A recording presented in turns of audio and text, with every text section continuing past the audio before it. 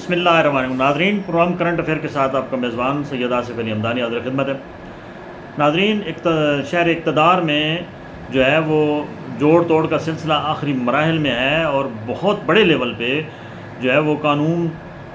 سازی کے ذریعے ترامیم لائی جا رہی ہیں، آئین کے اندر بڑے لیول پہ تبدیلیاں لائی جا رہی ہیں،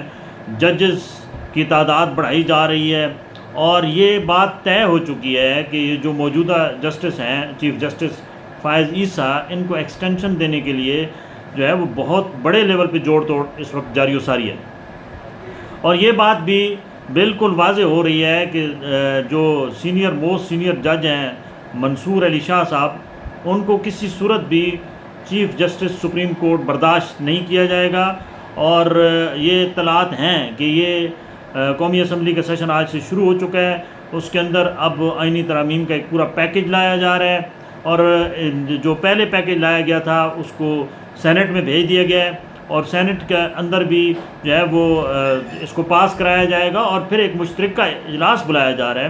اور اس مشترکہ پارلیمنٹ کے اجلاس کے اندر یہ تمام آئینی جتنا پیکج ہے اس کو ایک پیکج کی صورت میں، کیونکہ اپوزیشن بالکل نیچرلی طور پہ رزسٹ کرے گی، احتجاج کرے گی اور مخالفت کرے گی، واک آؤٹ کرنے کی کوشش کریں گے، اور جو ہے وہ حکومتی اتحادی جو ہے وہ بڑے آرام سکون کے ساتھ، جیسے پہلے قانون سازی بلڈوز کر کے ہوتی رہی ہے ماضی میں بھی، سیم یہی پریکٹس جاری و ساری ہے۔ ملک میں جو صورتحال ہے وہ کوئی اچھی نہیں ہے، اور ایک بڑی اہم ترین جو ماہر معاشیات تھے انہوں نے کل ریزائن کر دیا ہے، جن کو اسپیشل طور پہ جو ہے وہ معاشی ٹیم میں شامل کیا گیا تھا، اور انہوں نے آج ایک اپنی پریس بریفنگ میں بتایا ہے کہ ملک عملی طور پہ جو ہے وہ دیوالیہ ہو چکا ہے، اور سینکڑوں کے حساب سے جو بڑی کمپنیز تھیں وہ اپنا کاروبار بند کر کے واپس جا رہے ہیں، اور وہ کہہ رہے تھے کہ حکومت جو موجودہ حکومت ہے، یہ اس کو میں نے کافی دفعہ یہ واضح کرنے کی کوشش کی ہے کہ آپ عملی اقدامات اٹھائیں، جس طریقے سے آپ چیزوں کو ہینڈل کرنے کی کوشش کر رہے ہیں یہ نہیں ہوگا، اور انہوں نے یہ بھی واضح کیا ہے کہ غیر ملکی جو سرمایہ کاری ہے وہ تاریخ کی کم ترین ہوئی ہے، اور کوئی شخص، ہم ادارے پہلے گروی رکھے تھے، اب ان کی نیلامی کر رہے ہیں، اور اس نیلامی میں کوئی بیرونی ملک سے جو ہمارے دوست ممالک ہیں وہ بھی دلچسپی ظاہر نہیں کر رہے ہیں، اور کوئی ان کا خریدار بھی نہیں ہے، کیونکہ یہ قرض دار اور یہ دیوالیہ ادارے ہیں جو ہم بیچنے کے لیے اب جو ہے وہ گھر کا سمجھ لو کہ ہم برتن بیچ رہے ہیں۔ اس وقت دوسری جانب حکومت بڑے بڑے دعوے کر رہی ہے کہ جی ہم اقتصادی طور پہ بہتر انڈیکیٹر ہیں، اب یہ اللہ جانتا ہے کہ کون سی چیز جو ہے وہ صحیح ہے اور کون سی چیز غلط ہے، لیکن ایک بات طے ہو چکی ہے کہ کیونکہ معاشی بدحالی بالکل یہ تو سامنے واضح نظر آ رہی ہے، کیونکہ اگر اتنے اچھے حالات ہوتے تو مہنگائی کا جن جس طریقے سے باہر نکل رہا ہے وہ نہ نکلتا، اور جو اس وقت کاروبار کی صورتحال ہے، تاجر سڑکوں پہ ہیں، اور تاجروں کے اوپر جو بے جا ٹیکسز لگائے گئے ہیں وہ آرام سے اگر کاروباری حالات ٹھیک ہوتے تو وہ ادا کرتے، وہ رزسٹ اسی چکر میں کر رہے ہیں کہ معاشی طور پہ اس وقت ہم تباہی کے دہانے پہ کھڑے ہیں، اور کاروبار نام کی چیز کوئی نہیں ہے، اور کاروباری سرگرمیاں بھی بالکل 50% سے بھی نیچے آ گئی ہیں، لہٰذا ہم بھاری بھرکم ٹیکس کہاں سے ادا کریں؟ حکومت کو اب اپنی حکمت عملی تبدیل کرنی ہوگی، یہ جو اتنے بڑے وزراء اور جو مراعات یافتہ طبقہ ہے اس کی تمام مراعات بند کرنی ہوگی، اور کابینہ کا سائز ڈاؤن سائزنگ کرنی ہوگی، کم کرنا ہوگا،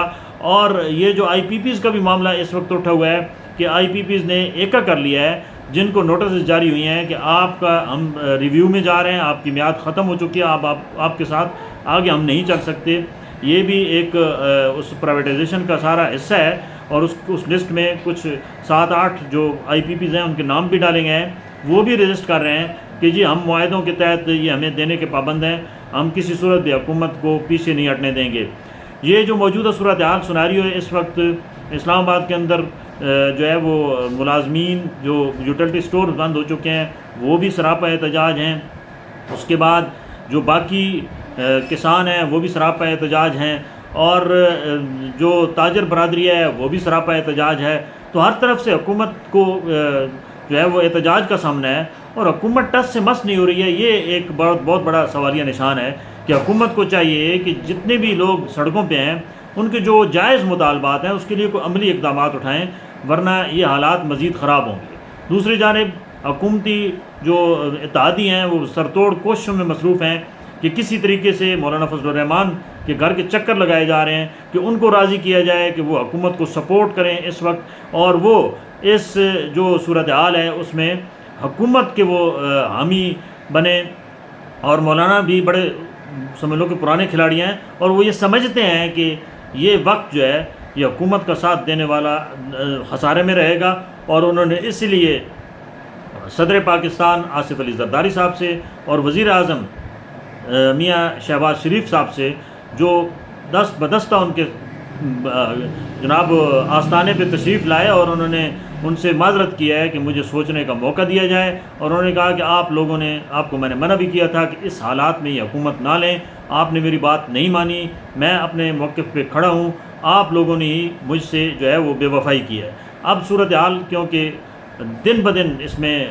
بہت ساری چیزیں جو ہیں وہ واضح ہونے والی ہیں، لیکن کوئی اچھی خبریں نہیں ہیں اس ملک کے لیے اور اس قوم کے لیے۔ اپنے گرد و نواح کے لوگوں کا خیال کیجیے۔ بہت شکریہ۔